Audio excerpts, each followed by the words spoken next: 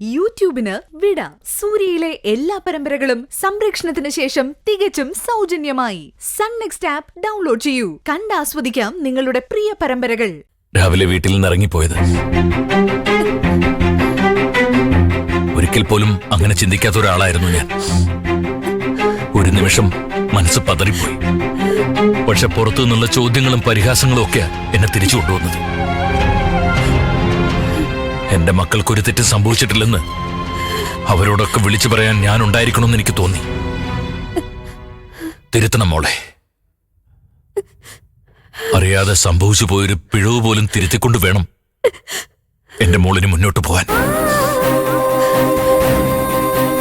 ഞാനിനി എന്താ ചെയ്യേണ്ടെന്ന് അച്ഛൻ പറഞ്ഞാ മതി.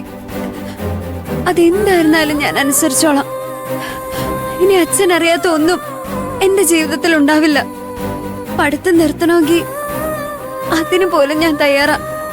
ഹേയ്, പഠിത്തം നിർത്താനോ? ഒരിക്കലും അച്ഛനത് പറയില്ല. വിദ്യാഭ്യാസം കൊണ്ട് മാത്രമേ ഇനിയുള്ള കാലത്ത് ഒരു പെൺകുട്ടിക്ക് തല ഉയർത്തി ജീവിക്കാൻ പറ്റൂ. എന്റെ മോള് പഠിക്കാവുന്നിടത്തോളം ഒക്കെ പഠിക്കണം. അതിന് അച്ഛനെ കൊണ്ട് കഴിയുന്നതെല്ലാം അച്ഛൻ ചെയ്തിരിക്കും. പക്ഷേ മോള് തൽക്കാലം ടൗണിലെ കോളേജിലേക്ക് ഇനി പോകണ്ട. അവിടുന്ന് TC വാങ്ങി നമുക്കിവിടെ നാട്ടിൽ തന്നെ ഏതെങ്കിലും കോളേജിൽ നോക്കാം.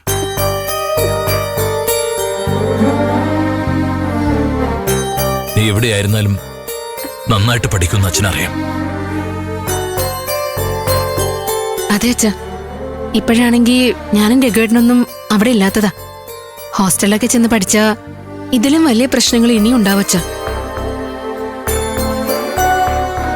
ഹോസ്റ്റലിൽ താമസിക്കേണ്ട കാര്യം എന്താ? ഞങ്ങൾ അവിടെയല്ലേ. മഞ്ചാടിക്ക് വേണമെങ്കിൽ ഞങ്ങളുടെ വീട്ടിൽ താമസിച്ചു പഠിക്കാം. അതൊരു കണക്ക് തന്നെയാ. ആ വീട്ടില് 10 ദിവസം തികച്ചിവിടെ നിൽക്കില്ല.